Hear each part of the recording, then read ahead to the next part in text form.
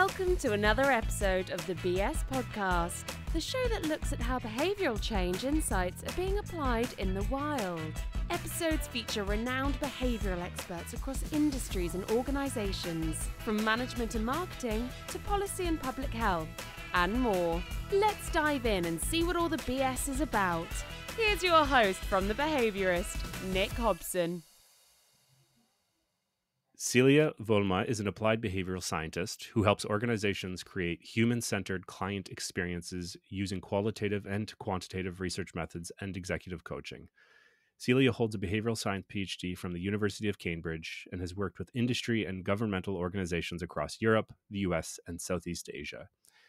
Silja uses an embodied approach to behavior change and advocates for the interdisciplinary use of therapeutic, movement-based, and cognitive strategies to achieve sustainable change in behavior patterns. She also facilitates an online community of behavioral design and professionals called Behavioral Design Global, seeking to integrate the research and application of behavioral insights globally. Silja, welcome to the show. Thank you so much for having me. It's really a pleasure to be here. So let's get this. We were talking before and I said, do we talk about coronavirus? So we're going to get it out of the way. We're sort of right. We're right in the middle of it, time wise. And it's, as we know, it's terrible and it's awful. And there's a lot of suffering and a lot of struggle. And the experts who are, giving advice and trying to make sense of the data, which is an incredibly difficult thing to do. Like these leading epidemiologists are trying to model different outcomes with data that's coming in so rapidly. We are also scientists. We are certainly not epidemiologists or geneticists. We are behavioral scientists. And yet here we actually find ourselves sort of at the center of being these so-called experts who should be giving advice to people of what to do in the middle of this crisis. And I guess we shouldn't be surprised because it's having such a huge impact on people's day-to-day lives, from working from home to dealing with work-life balance to just managing the anxiety of the whole thing and the hit it's taking on people's personal finances and employment. I mean, you name it, everything. There's such a behavioral component. So I'm not surprised. Yeah. So how have you been thinking about it as a behavioral scientist, and what is our role here in dealing with it? It's a really good question. As you so rightly said, I've completely found myself like in the middle of this kind of deluge of questions around how to understand the virus spreading, how to understand why people are staying at home, why they're not staying at home, why it's difficult to change your entire life overnight. Why won't people just do it if the government asks them to? And so I've been working with a couple of initiatives here in North America and in Europe as well to try to tackle these questions from a behavioral science perspective and try to encourage people to kind of do the right thing and stay at home. And for me, I think the most interesting questions are really about how to change the behavior of whole populations in one go. So, and I think there's been some discussion on this already online between or within the behavioral science community of like how different cultures are like approaching it very differently. And we're seeing different results depending on the cultural context. And That's fascinating. Yeah, so I used to live in Singapore, and Singapore has, been shown as one of the case studies of doing it really well, of the government responding really well, of the people responding really well. And now I'm based in New York, which is currently the epicenter of the virus. And here it's like the exact opposite, where we see that it's much more difficult to convince people to all of a sudden follow everything that the government says. And I do think that there's a huge cultural component to which way it goes. Can I ask you, do you have any conjecture or, intuitive hypotheses of why there's that difference between, say, Singapore and Americans, or in this case, New Yorkers? Yeah. So I mean, when I've thought about it just for myself, I think it has to do with the nature of the relationship that people have with their government, and like the nature of, or I guess kind of the quality of that partnership. So what kind of partnership is it? I think in Singapore, for example, that partnership is very much of like leadership and the followers of that leadership, where the leadership is the government. I, as a foreigner, as a new person to New York, so as a kind of outsider perspective to the culture here, it seems like people are more, I guess, like self-led and self-directed. And so the government kind of facilitates them being self-directed rather than directing their lives. And so it's like a very different type of relationship. And so here, when the government asks all of a sudden to follow everything that they say, I mean, it's very shocking. It's like very out of character for that relationship. Like a direct challenge to their like yeah, individual liberties and yeah, freedom. exactly. And there hasn't been a lot of explanation. It happened very fast. And people are used to having a say and questioning, and then ultimately still making their own decisions. And so, yeah, I think it's, I mean, like any relationship, you know, if all of a sudden like one partner sort of like blocks something completely, like that's very shocking to people. And I think it's making it that much more difficult to make the change. Because they just didn't expect it. That's so. I've never thought. I'm glad we're talking about coronavirus now. At first, I was like, "Oh my god, am I gonna have to?" I like live and breathe it. I can't like get off Twitter. But here we're actually talking about taking a different angle, which is like, how do you change an entire swath of a human population in one go? And if I know anything about behavior change, and you know this, and anyone who's in the field knows this as well as our listeners, is that, and I think Kristen Berman said this, behavior change is hard. Like it's hella hard. And like, how do we even we can't even do it with a small like organization, with a product, with an app. How do we do it for an entire global, citizen group? Yeah. I mean, one person is a challenge, right? Like I also like coach individual people in behavior change. And I mean, that's like, we're in that battle together. Like that's not like easy work for anyone involved. And, right.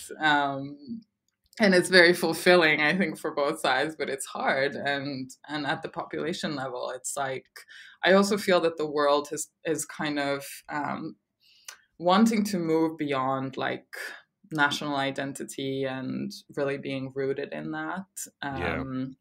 And of course, the politics might suggest otherwise, but in my personal opinion, it's just like kind of pulling against the pull of the other extreme of being really global and like a global humanity. And so, the way that you would traditionally, especially in like Europe, which is where I'm originally from, how you would move masses of people would be by like really triggering their national identity and like what that means, and like needing to stand up for your country. And I just don't feel like it's that effective anymore. Like people don't respond on a population level as effectively to that messaging as they used to. Like appealing to social norm, but the norm being the national identity. Is that what you're saying? Yeah. Like the norm changed, is my intuition. And so I think we need to find the new norm. Like, what is it that people respond to now at the same level that they used to national identity? And of course, this isn't everyone. I mean, there's individual variation, of course, but just at the large scale, that's how I'm sensing it right now. Yeah. Okay. So a couple points there. The one thing is that like when all this shakes out and when all the dust settles, we're going to have a lot of suffering and a lot of trauma. We know that. We're also going to have a lot of interesting and fascinating social, psychological, population level sort of data. to retrospectively look back at these archival data and try and make sense of the different decisions that were made by governments and by people, and that partnership, which I think is really fascinating. I've never thought of it that way. And I wonder, as I'm just listening to what you're saying, I wonder in a year or 2 years from now, we'll look back and we'll be able to sort of rank countries by their, or order them by the types of responses they had with the different measures of physical distancing and whatnot. And maybe one of those predictors in the model that they may be looking at is trust in government. Absolutely. Because it sounds like Singapore. Sorry, is it Singaporeans? Yeah. Singapore. Like, yeah. So will they? It sounds like they have like a relatively high trust in government. So when the government says, "Look, do this," that partnership is already there, and so they go along with it. Versus more individualistic societies. So I'm thinking like individualism versus collectivism, West versus East, broadly speaking. When you have like, and the epicenter of individualism is America, and if anywhere within America, it's New York. It's New York City, right? Yeah. So it's like, screw you. You're not going to tell me what to do. I'm going to decide for myself what actions I'm going to take and what decisions I'm going to make.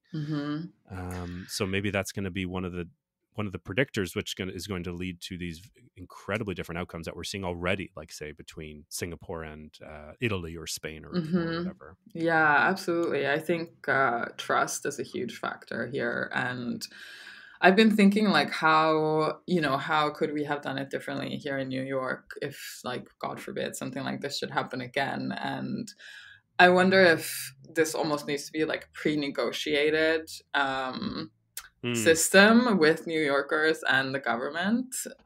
So you sort of have to start that process much earlier than you would have to in a place like Singapore.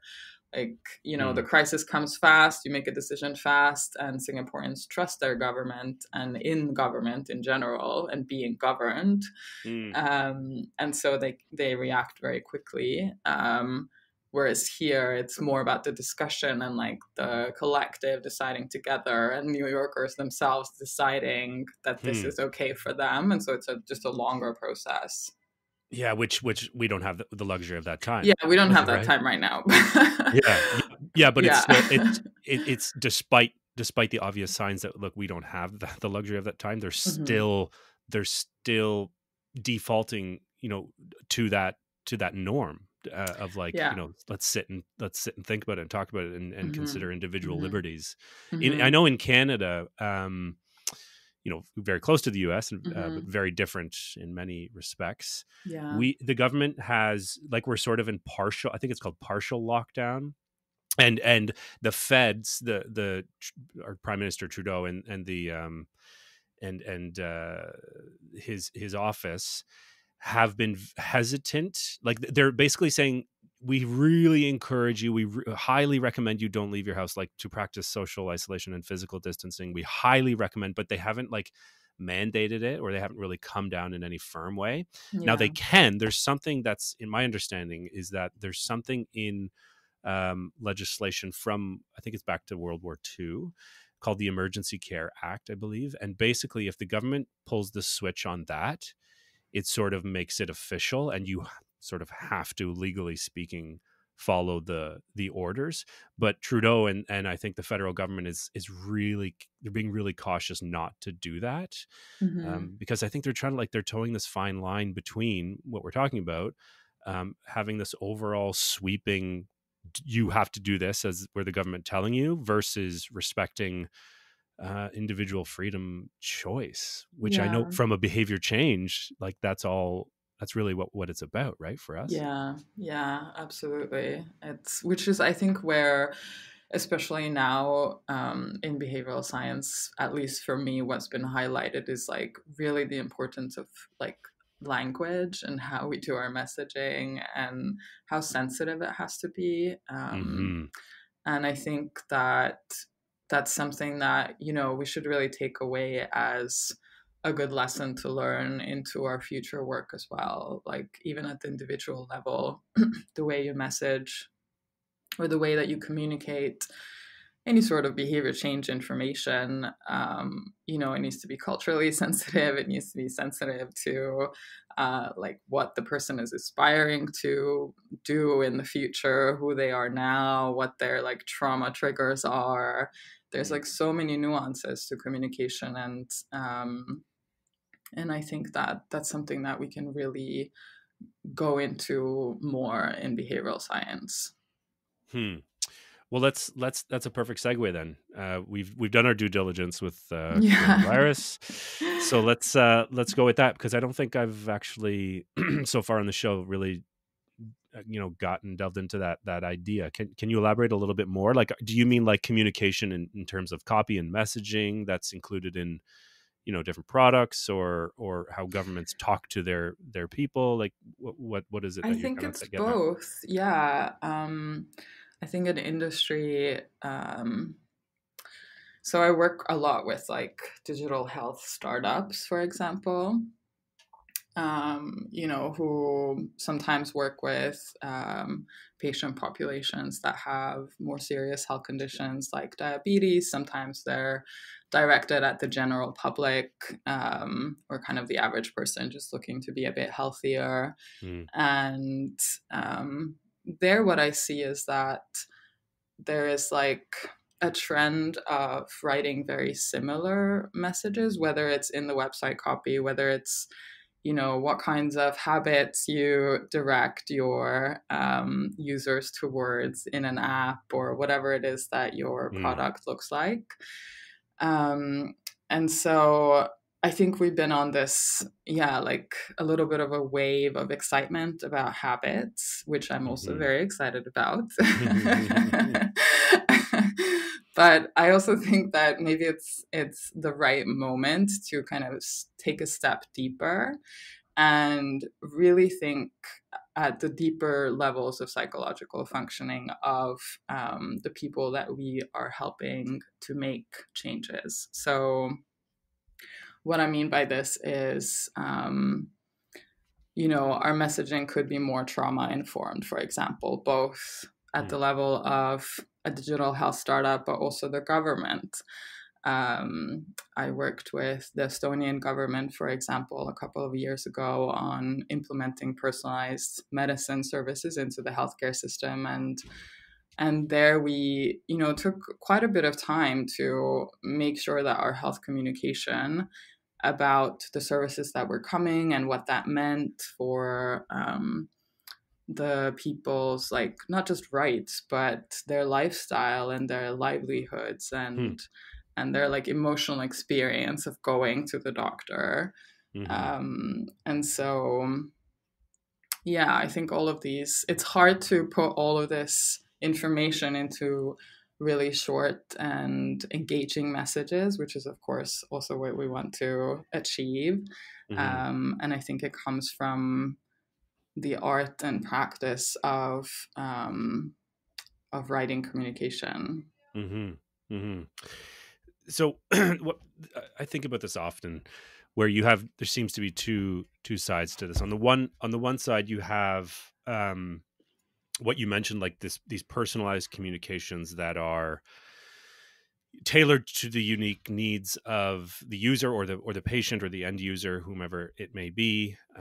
It's empathetic, it's considerate, it's hopefully doing good, and it's taking all of these nuances into account. So that's one side, and I'm all in favor of that, I should say. But then on the other sort of the feasibility side, there is us as behavioral practitioners scaling up our interventions with, and these interventions including these short and engaging messages, and persuasive copy. So do you have a thought about how we actually navigate that tension between tailoring messages to the unique needs of that end user versus sort of blanket interventions so that we can reach the greatest number of people en masse?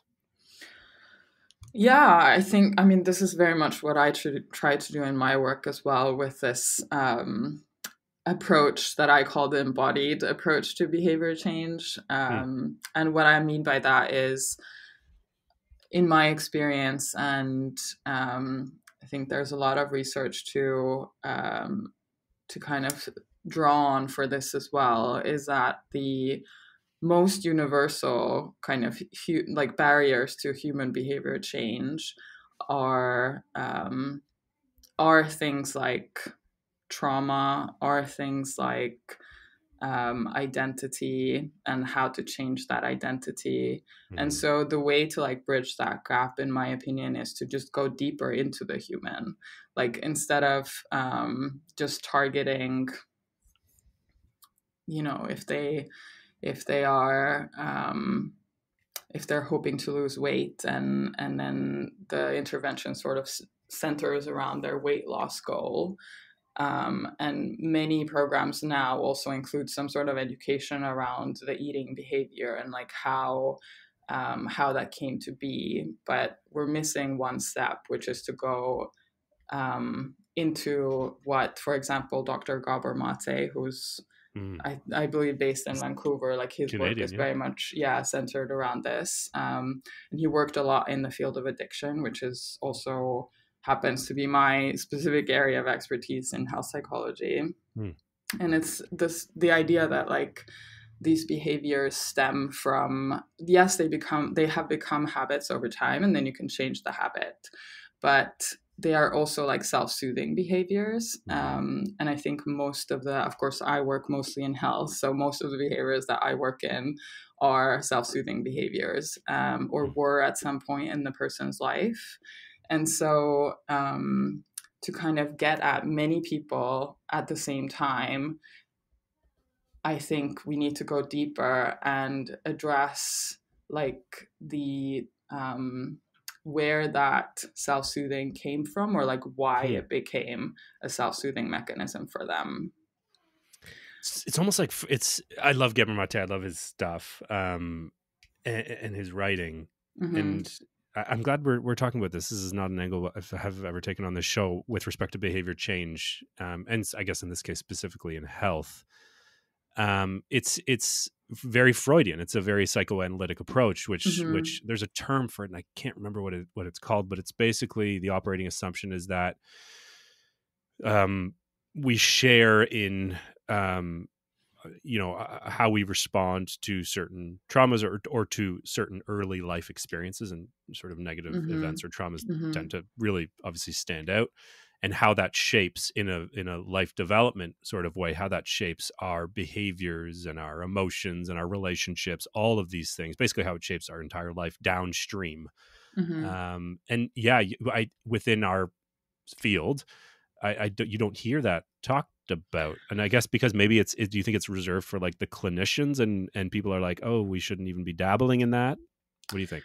Yeah, I do think that, I mean, it's traditionally the kind of area of clinical psychology.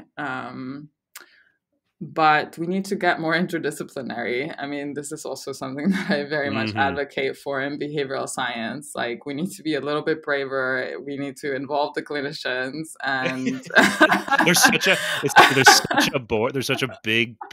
big ass wall between the two of us. Yeah, it's really scary, but it's so doable. Silly because it's funny. We think that like on one hand us, non-clinical psychologists and then clinical psychologists, we operate in our work and in our practices as if it's dichotomous. Like, yeah, your target user audience is has a clinical diagnosis and yours doesn't, and so that's the line. But of like, what do we know? What is like one of the like fundamental truths of clinical psychology is that everything is like normally distributed and nothing exists. Like, diagnoses aren't these things in buckets. Like there's no line between, on this side you're clinically depressed and on this you're not. So yeah, I think it makes sense that we should be talking. Yeah, and I also think that, we like to talk about habits a lot, and that's sort of like us already in the clinical space, because even if it's worded differently, it's all about the nervous system and how it's regulated and how it becomes dysregulated. And that's also where these like habit triggers are kind of most difficult to change. And we like to think of the like the rational human and the irrational human, or the rational mind, the irrational mind. But it's more nuanced than that, as of course we know. And I think we should make better use of those nuances. So in like bringing some of these more clinical perspectives, clinical themes, and also more clinical drivers of behavior, which ultimately lie deeper within the human, and therefore are likely to be the things that trip you up when you experience stress in your new behavior and you're trying to maintain something new. As soon as the stressor comes, you can prepare for it, but depending on the size of the stress, you'll still go back to whatever your conditioning was earlier on in life, because your prefrontal cortex can't quite overtake the triggering of your nervous system from like a trauma perspective. And it's not about being strong enough to do it, to like tell your body to calm down or like force yourself to do your new behavior. It's about being able to observe that your nervous system is triggered and to find healthy ways to soothe that nervous system before you try to move on the pathway to whatever behavior you were trying to achieve. And I think this is something that we're missing in the conversation around habits as well. It's not about optimizing yourself to death around your life in order to be able to like carry out the habit every day. You can optimize, of course, but without this deeper understanding of what might get triggered in moments of stress, you will always be unprepared for it. And it will always overtake what you're trying to do. So it seems then that you're hinting, or not, you're not hinting at, you're telling us that there's this key component of like self-reflection, like when a person goes to any type of therapy, especially like your more psychoanalytic or psychodynamic therapies or humanism-based therapies, that it's all about sort of learning what those triggers are, learning how to cope with them, learning how to deal with them, learning how to appropriately and adaptively self-soothe.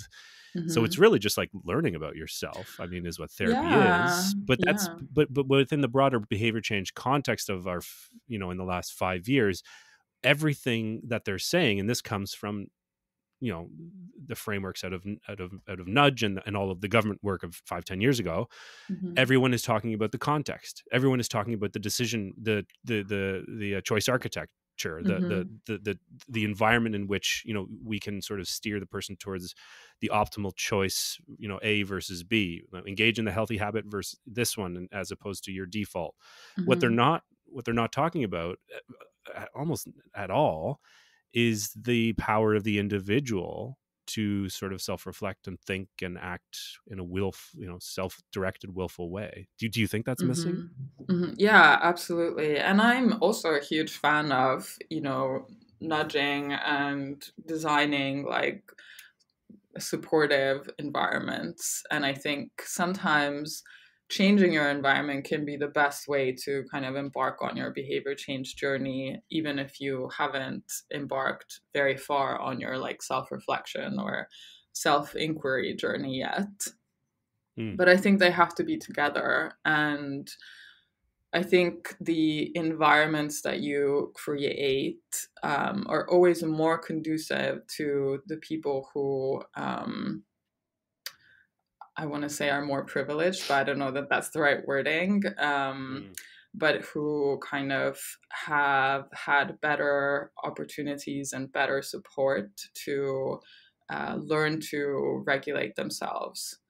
And the people who haven't had those opportunities, the healthier environment will nudge them to a certain extent, but not as far as they need to be nudged in order to really be on a healthy trajectory, because they also need more support. Sort of like questions of equity and equity. Yeah, absolutely. Yeah. And so I think really what we need is to add this component of supporting self-inquiry, self-reflection, and learning how to self-regulate and learning to reconnect the mind and the body in people for whom that's very disconnected, very typical of any study population where people struggle with addiction, for example, or right now I'm working with a patient population of diabetes patients, and there as well, like the addiction formulas kind of overlap very much with weight loss behaviors. And so if you want to learn how to regulate your nervous system, you have to first be aware of your nervous system. And you have to learn what it feels like when it's triggered, what it feels like when it's relaxed. And this might be really basic knowledge to some people, but in my experience, many, many people are very unaware of this. And due to like trauma dissociation, have to first take the step of reconnecting to their bodies in the first place. And that's fascinating. And that's a common occurrence in people who struggle with addiction, is this disconnect between sort of mental state and body. Yes, because it stems from a coping mechanism that they developed early in life, where a lot of addiction stems from like childhood trauma, and there where the child is quite helpless, especially if the trauma occurs before they're able to like ask for help or know who to ask help from, or maybe they don't have anyone to ask help from, then the dissociation is like a way for the body to protect itself. And at first it's just a coping mechanism, but then over time it develops into like a habit that then manifests in addiction. But if you want to kind of reverse engineer, you have to go back to where it came from and understand why that dissociation happened and how to reconnect. Is that the reason why various mindfulness-based interventions like MBCT or MBSR are like proving to be quite successful in different clinical populations? Is because my understanding of mindfulness is it's a big component of attending to the body and to the body's the breath or sensations within the body. Do you know that? Yes, that's exactly why. And it's also before you can attend to your breath, before you can start observing your body, you have to be okay with being present with your body, which is something that a lot of these populations also struggle with.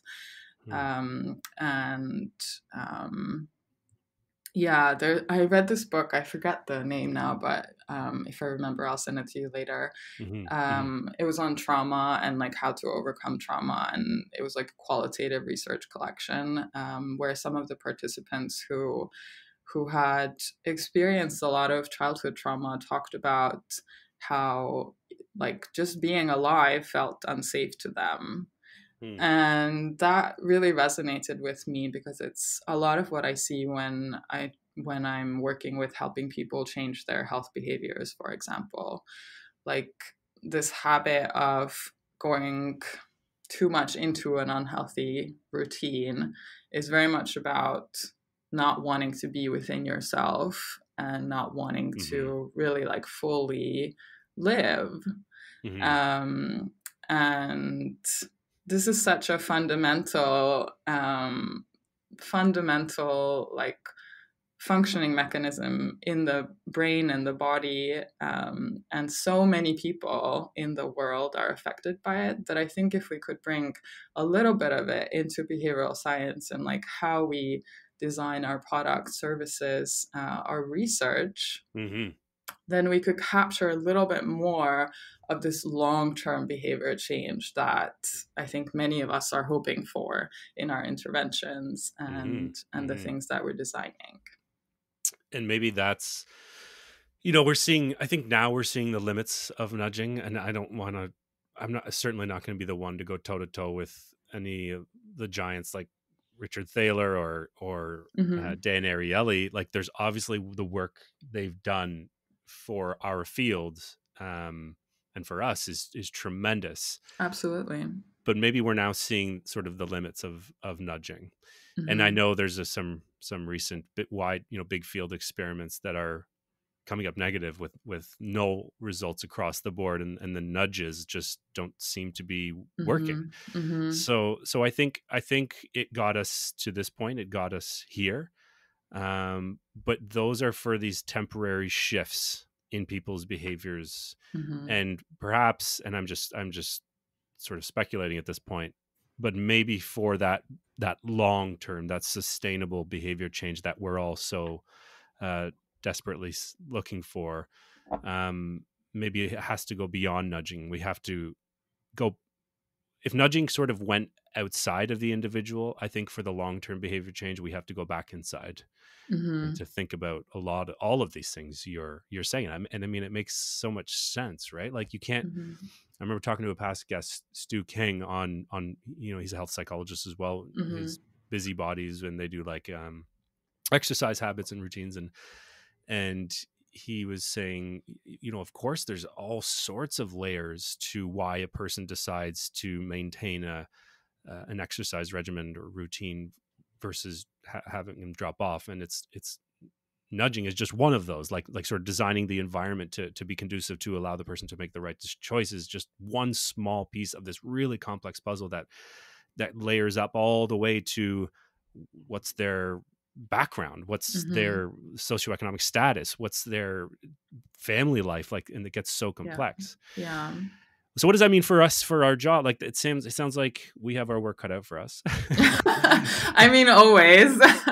We picked like not an easy field to figure out, but that's why we love it. Exactly. And it's I say that as a good thing. I think you would agree with me, because like there was a time there for not I think we always knew that it was complex, but I think for the non-behavioral practitioners or the non-behavioral scientists, there was this moment, and maybe we're still in this moment, where it's like, it's just nudging. We'll just use this toolkit. Here are these heuristics. Here are these biases. Boom. Let's just sort of like roll it out, plug and play, go off, and you're done. And the job of the behavioral scientist is easy and as simple and as finished. And here we're saying, no, not so much, right? Yeah. Let me just stop you right there. It's not that easy. No, I mean, I am so obsessed with behavior and psychology, and like, I love working in this field. Like, I really, truly love it. And I think it's not that, I think it's just about interdisciplinarity. We need to take the nudging and all of the amazing work that's been done in that particular like category of behavior change and behavioral science and combine it with all the other things that we have. And I do think that adding these like more clinical perspectives will help the kind of melting pot to achieve this long-term behavior change. But I think one of the challenges that we are starting to work on, and I'm sure we'll get into more deeply, is just how to do interdisciplinary work, and how to, these like multifunctional, cross-functional, all of these like buzzwords are now very, very popular.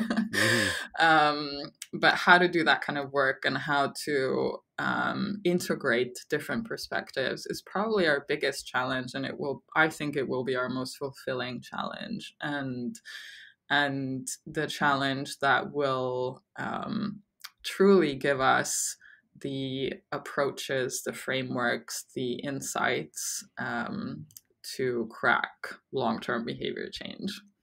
And I think, if I'm remembering correctly, the report that I'm drawing a blank on the name, and I think we were trying to figure out the name in when we first were chatting with you and Sam, the Behavior Design 2020 Insights Report, or whatever the name was. Yeah.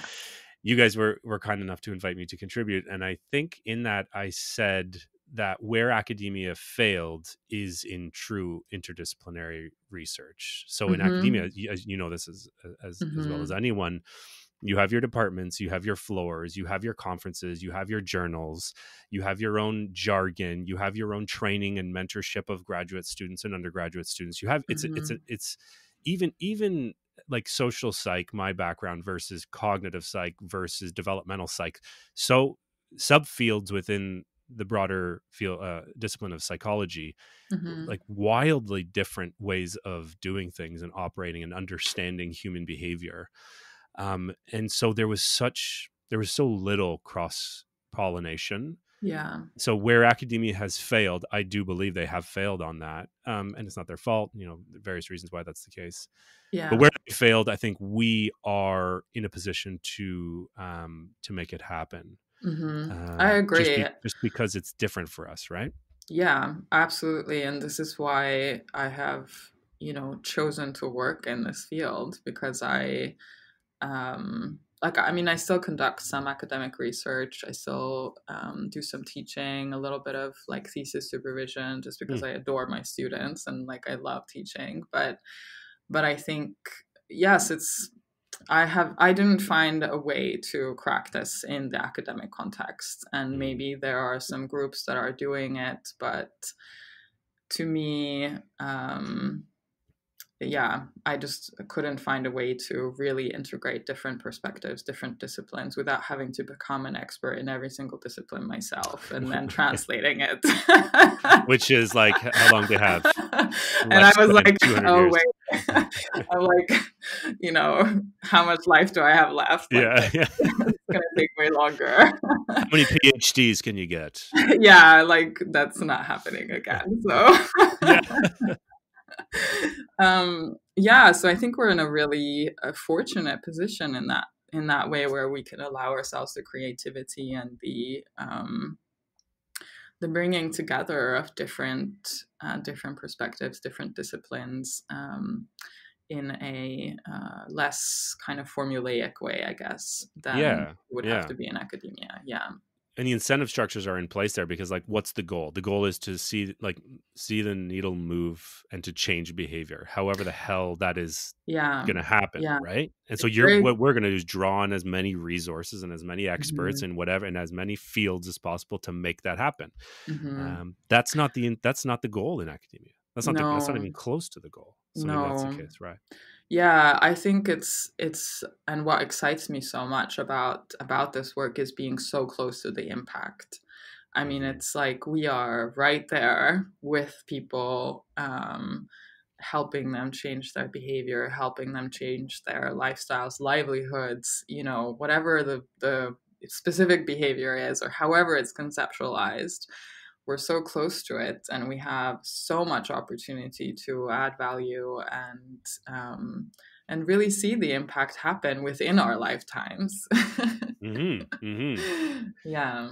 And some would say it's like sort of our responsibility to do so. There's this George Miller was president of APA, and reading his stuff recently, and his president address in I think it was 1969 or late 60s, early 70s. And it's titled, we need to give psychology away to the people. And there was a time in the history of psychology and behavioral science, whatever you want to call it, social behavioral sciences, where that was sort of the goal. Like in the academy, they did the research because the ultimate goal at the end of the line, whether it was basic research or whether it was applied research, was to improve the welfare and the livelihood of people, of individuals. And somewhere along the way, this is probably just because of, again, those incentive structures within institutions and within departments. The goal was not so much that as it was just publishing, and the currency was publication and becoming an expert with your fellow colleagues. And I mean, so many academics who, when I was in graduate school, that's all they cared. They could give two shits about helping the person, and they weren't bad. These weren't bad people. They were just, of course, that was the goal for them. But so I think we're at a point now as practitioners that we can take the insights, we can take this incredible amount of knowledge that comes from research, and we can give it away to the people who need it. Yeah, absolutely. And I think this is where I go back to the idea of, really thinking through how we communicate all of this amazing like science that we have at our fingertips. And we can dip into academic literature, we can translate it into design insights, we can communicate it to people so that they can take what they need from it themselves. And I think that's really some of the biggest power that we have, because we are really delivering essentially what they have, paid to receive through the academic machine. And unfortunately, more often than not, they don't really come in contact with that world and those insights. Agreed. So one final question for you. Mm-hmm. The BBB, the big behavioral brainstorm, of all the problems that are happening right now, and maybe one rule right now is your answer cannot be related to coronavirus. It won't be. Okay. Of all the problems, notwithstanding coronavirus, which one would you say would stand to benefit from a behavioral change intervention? I would say conflict negotiation, which I was going to say lifestyle change because I'm just obsessed with it. And also I think that we have nowhere near cracked it. And there's so much to do in helping people lead healthy, fulfilling lives and allow them to like achieve their full potential.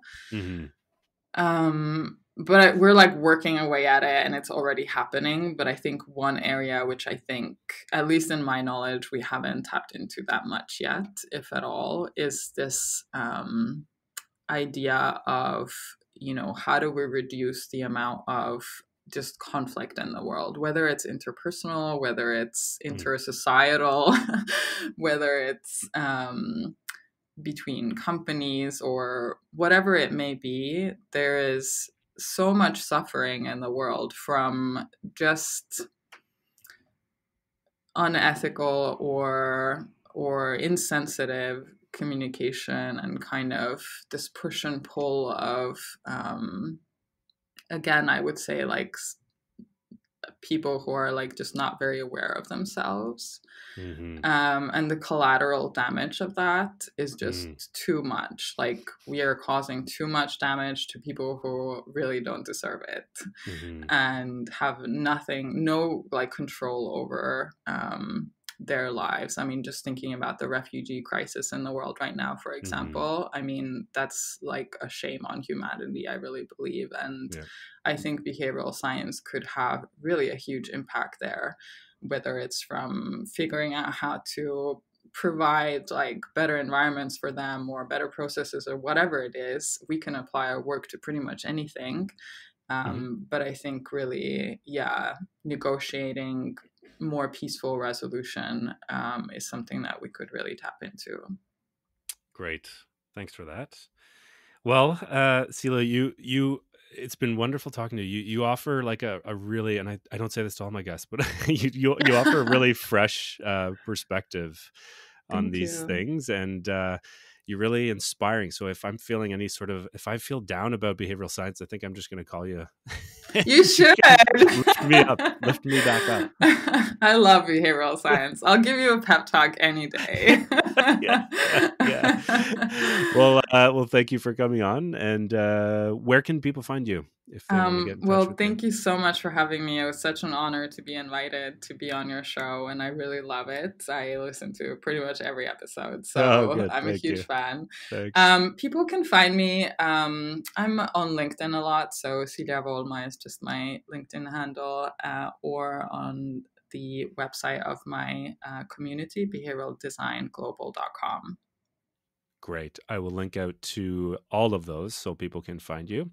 Thank you. But for now, it's Friday, and wishing you a safe and calm and balanced weekend as you head in. Thank you. You as well. Hey, Nick here once more. A final farewell note before ending. All the show notes, links to papers, resources, and materials mentioned in the episode can be found on the BS podcast page of The Behaviorist, where you can find all episodes and lots of other interesting, easy-to-apply, sciencey stuff. Just go to www.behaviorist.biz/BS podcast. And lastly, if you'd like to join me in the mission of spreading the good BS word, remember to rate and review the show on iTunes. Why should you? Because 1, you're a part of a digital-wide social proof exercise. 2, you're helping combat the negativity bias in the form of positive reviews. And 3, it's a little pre-commitment for your habitual podcast listening. A little investment to keep you coming back for more BS. I mean, how much more behavioral can you get? Thanks again for listening. Until next time, remember, keep your facts ugly and your hypotheses beautiful.